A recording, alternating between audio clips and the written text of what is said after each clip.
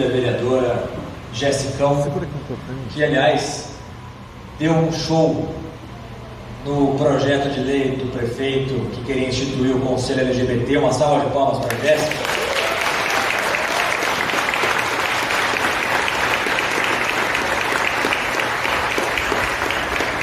Que foi mais macho que muito vereador daquela Câmara, viu?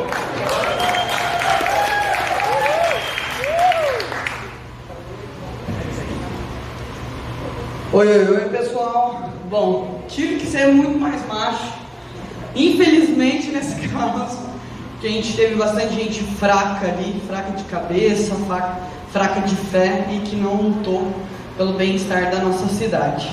Mas eu tive um bom professor, viu, Felipe? E hoje nós estamos aqui graças ao bom professor que eu tive.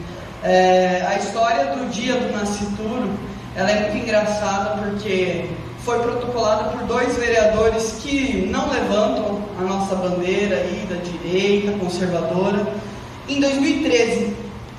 E ficou lá na gaveta. Os vereadores foram: para que falar do dia do nascituro? Para que falar da vida? Para que cuidar de bebês? É um direito da mulher se ela vai ter ou não um bebê. E quando o Felipe foi eleito, eu e Bernardo éramos assessores dele. Ele começou a fuçar e achou esse projeto lá dentro da gaveta.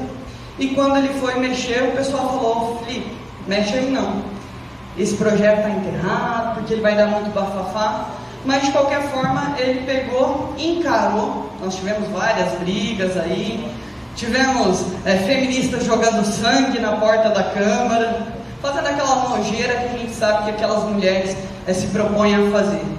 E graças ao Felipe, e aí vou devolver as palmas para o Felipe, esse dia foi aprovado.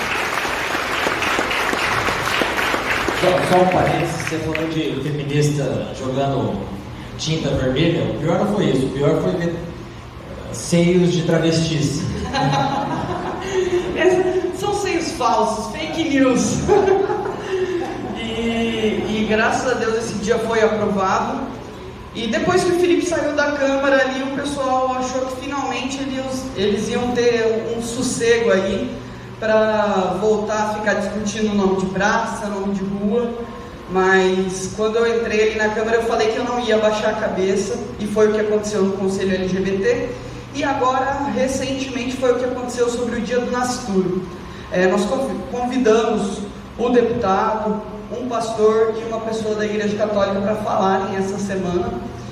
E houve todo um buchicho ali na Câmara que não, para que a gente precisa comemorar o dia do nascituro? As crianças estão aí, está todo mundo vivo. Eu falei: não, tem que se comemorar sim. É um dia da vida, a gente tem que comemorar sim, a gente tem que falar sim sobre esse dia. E quando o Gabriel me convidou para vir falar com vocês aqui, eu falei: mas o que eu vou falar lá?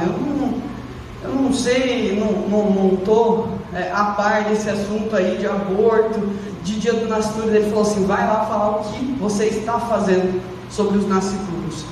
Então, desde quando eu entrei como vereador, a gente vem fazendo um trabalho aqui na cidade de Londrina de investigação de casas clandestinas de aborto e também de funcionários públicos que se encontram em postinho, em UPA e que estão ensinando meninas a abortarem. E desde janeiro que eu entrei na Câmara, a gente começou a desmiuçar esse assunto. E hoje não parece uma realidade para todos vocês, mas aqui em Londrina nós temos 4 casas clandestinas de aborto. Nós temos uma médica, que o Felipe já conhece muito bem, que trabalha num postinho. Você também, né, Bernardo? São amigos íntimos aí. A gente tem médica no postinho da cidade fazendo apologia ao aborto, ensinando meninas a abortar. E como vereador eu tenho proposto aí a pegar todas essas casas clandestinas e levar aí para o Ministério Público. A grande questão é que nós temos forças maiores por trás de acobertar essas pessoas. Nós temos aí o Poder Executivo, que quando você mexe com a famosa médica abortista, vem para cima de você. A gente tem pessoas específicas da cidade aí que levantam a bandeira de que meninas precisam ser ensinadas assim a abortar, porque não são obrigadas a ter os bebês, mas a grande verdade é Ou a gente toca nessa ferida, ou a gente começa a falar que nós temos aí dentro das escolas uma falta de informação, e o Dia do Nascitur vem com isso, vem com esse papel, essa função de levar para as escolas. Por que comemorar o dia 8 de outubro, o Dia do Nascitur? Porque a gente precisa ensinar na escola municipal para a criancinha.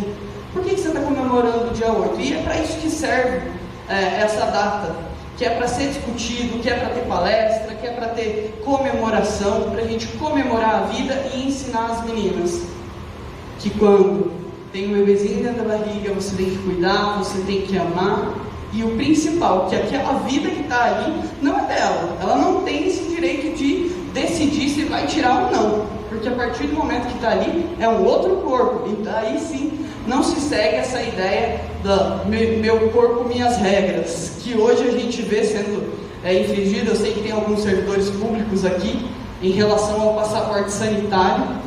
São duas coisas que é engraçado, que a gente vê a esquerda e as feministas se contradizendo, né? Meu corpo, minhas regras, para mexer com uma vida, com uma coisa tão lindinha que sequer pode se defender, que é uma coisa que o Felipe já levou várias vezes em outros lugares, mas a gente tem sim que comemorar essa vida e proteger. E cada dia mais intensificar o dia 8 de outubro, para que em outros momentos a gente faça assim, passeatas comemorando o dia 8 de outubro, e que a gente se promova, que a gente se proponha a levar para as escolas cada vez mais, ensinando adolescentes e crianças que nós precisamos valorizar e cuidar das vidas. Gente, era isso que eu tinha que falar, porque agora vocês vão ver um cara aí que é sábio, sou fã, né? Então, eu estou à disposição enquanto vereadora, eu tive bons professores, sou uma aluna do Bernardo, dando os seus cursos todos aí. Então eu estou à disposição enquanto vereadora, e vamos trabalhar junto para valorizar a vida e cuidar, e contem comigo. Tamo junto.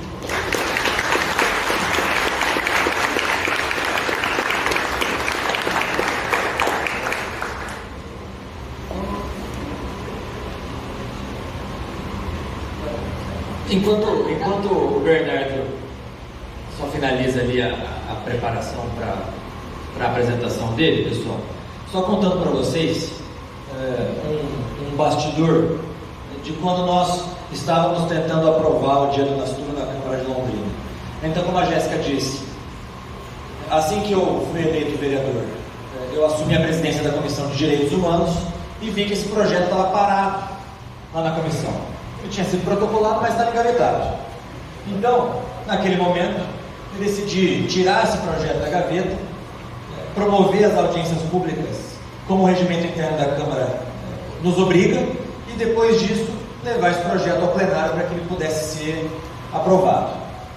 E eu achei, no primeiro momento, que seria um projeto muito fácil, muito simples, porque é meramente a instituição de um dia municipal, colocar no calendário oficial do município o Dia do Nascitur. Mas, para minha surpresa, quando nós convocamos a primeira audiência pública, já deu o maior cochicho na cidade inteira. A promotora, a doutora Suzana Lacerda, a mesma que mandou fechar a cidade, ela que, à época, salvo engano, posso estar equivocado com esse dado, mas salvo engano, ela ainda estava na primeira promotoria, responsável pelo Tribunal do Júri, ou seja, pelos homicídios que ocorriam na cidade de Londrina.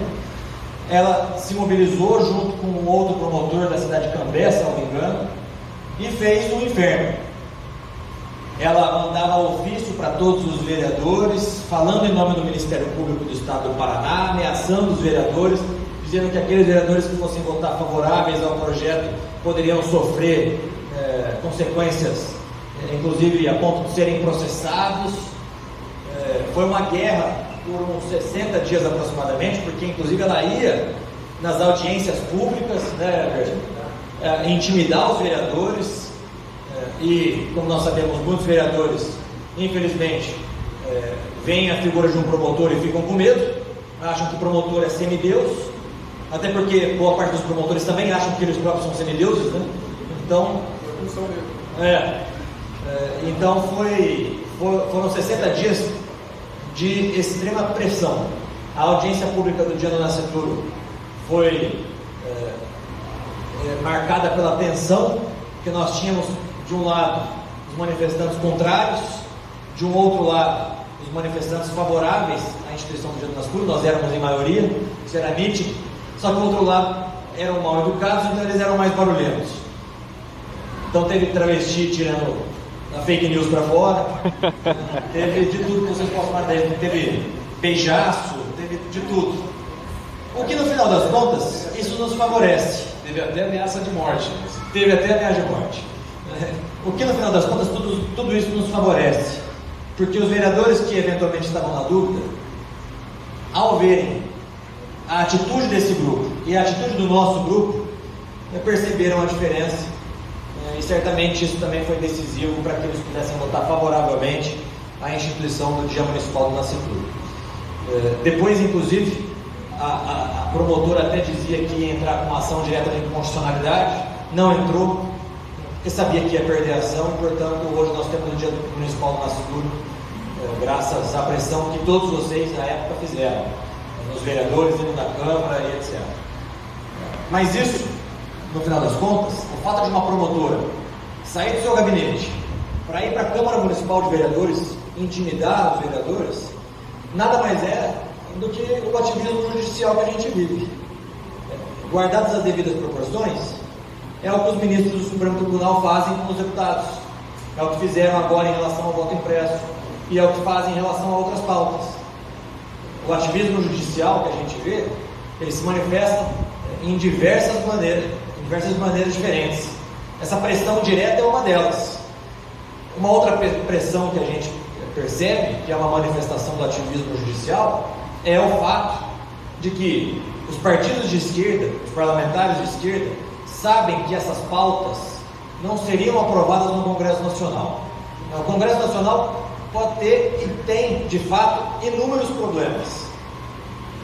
Mas uma constatação que todos nós podemos fazer é que essas pautas de aborto, de ideologia de gênero, essas pautas da cultura da morte, dificilmente avançam na Câmara e no Senado, porque nós somos maioria, e daí nós começamos a pressionar os deputados, e os deputados, ao chegar em Brasília, não votam esses projetos. Mas sabendo disso, os parlamentares de esquerda, os partidos de esquerda, o que eles passaram a perceber, em especial a partir dos anos 90? Começaram a perceber que eles não precisam ter 350 deputados na Câmara, bastam eles ter um único ministro do Supremo Tribunal Federal.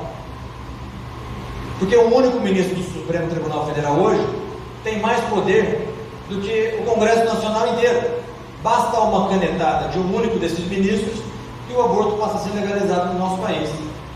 Como, por exemplo, é uma pauta pública, todo mundo sabe disso, do ministro Barroso. Antes de ser ministro, era um ativista, defensor de ONGs abortistas, defensor de ONGs que promovem a ideologia de gênero, de terroristas, e que hoje, na cadeira de ministro do Supremo Tribunal Federal, basta um único momento para que ele, numa única canetada, legalize o aborto no nosso país. Como já foi o caso, inclusive, do Zika vírus. O aborto pelo Zika vírus foi uma instituição do Supremo Tribunal Federal, não foi? Anencefalia. Foi uma instituição via Supremo Tribunal Federal, quando deveria ser do Congresso. E aí a gente entra num círculo vicioso, que é o Congresso abrindo mão de suas prerrogativas, boa parte por rabo preso, a outra parte por inoperância mesmo, e em contrapartida o Supremo Tribunal Federal tomando para si pautas que não são dele. E aí nós estamos agora, nesse momento, de vivermos uma verdadeira juristocracia. Quem manda no Brasil hoje, não tenho a menor dúvida disso, são os 11 ministros, os 11 togados. Não é o Bolsonaro, não é o Congresso Nacional, são os 11 ministros, isso é um fato. Agora, para resolver isso, eu só vejo uma única, acho que tem que ligar o microfone, está dando o microfone. Para resolver isso, eu só vejo um único caminho. Cada vez mais nós temos na Câmara dos Deputados e no Senado Federal parlamentares que não abram mão de suas prerrogativas, que defendam as prerrogativas do parlamento, que não tenham medo de enfrentar os ministros quando necessário, que não tenham medo de se posicionar, que tenham os mesmos valores que a gente, contra o aborto, contra a ideologia de gênero, enfim, que pensem como a gente. É claro que você tem uma margem de erro, né? Porque sempre tem aquelas pessoas que são os traidores, que se elegem com uma pauta e no final das contas acabam vendendo a sua própria consciência. Mas não há outro caminho. Nós precisamos, de qualquer maneira que seja, diminuir os poderes do Supremo Tribunal Federal, diminuir os poderes de Ministério Público. E aqui, só para finalizar, antes de passar para a nossa principal atração, que é o BER, aqui eu quero deixar para vocês a seguinte mensagem: toda vez que se pretende diminuir poderes do Ministério Público, vira uma histeria coletiva promovido por veículos da mídia, dizendo que o que se quer é enfraquecer o combate à corrupção. Algumas vezes isso de fato é mesmo, porque parlamentares querem se aproveitar dessa pauta para enfraquecer o combate à corrupção. Mas algumas dessas outras vezes não é. Nós estávamos prestes a votar essa semana a PEC 5. A PEC 5 ela reformula o Conselho Nacional do Ministério Público, colocando novos integrantes, inclusive integrantes do próprio parlamento, para que deixe de acontecer aquilo que a gente tem visto hoje, que é você pega promotor na boca da botija, fazendo corrupção, ou então abusando de suas prerrogativas, como é o caso da nossa promotora aqui da cidade de Londrina, a doutora Suzana. E aí a processada, chega o processo do Conselho Nacional do Ministério Público, o corporativismo dessa classe é muito grande, e o que eles fazem? No máximo, aposentam compulsoriamente. Então a pessoa que é pega nessas situações, o promotor que é pego nessas situações, ganha o prêmio de receber para o resto de sua vida o seu salário na íntegra, sem precisar trabalhar. Então, essa juristocracia que nós vivemos precisa de fato ser enfrentada com racionalidade, com estratégia, devolvendo o poder ao legislativo, tirando prerrogativas que hoje o Ministério Público detém e se transformou num superpoder, porque querem governar sem voto, querem empurrar a goela abaixo pautas sem ter voto. O que nós vemos hoje são promotores querendo empurrar, por exemplo, e processando aqueles prefeitos que defenderam o tratamento precoce. Nós vemos promotores abrindo ação civil pública, obrigando professores a ensinar ideologia de gênero nas escolas. Então chega. Nós precisamos acabar com essa juristocracia e, no meu entender, esse é o único caminho. Muito obrigado mais uma vez pela presença de todo mundo. Vou passar desde logo a palavra para o Bernardo e depois a gente abre para perguntas. Ber, com você.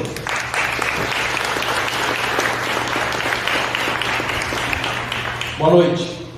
Acho que agora vai dar certo.